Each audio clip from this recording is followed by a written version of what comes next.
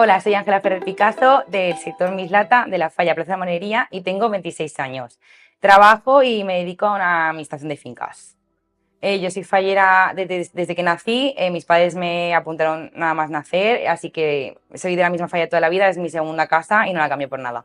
Al escuchar mi nombre en la preselección del sector no me lo creía, no me lo esperaba, fue súper bonito, súper emocionante y pues nada, subí llorando prácticamente al escenario y sigo sin creérmelo todavía. Bueno, mi artista fallero que más me gusta es Tony Ramos. Al final sí que siempre ha trabajado con nosotros en nuestra falla haciendo el monumento infantil y me encanta porque hace las fallas muy coloridas, súper alegres y al final es lo que buscas en un monumento, que al final sea divertido, que llame mucho la atención y que te transmita. La de Valencia me encanta, me cosí 3 trajes completos con sus corpiños de manga larga, luego tengo una falda que es más para la antigua y para la danza. Me cosí una modista de Mislata que se llama Carmen, que es de una falla de aquí también, de Mislata.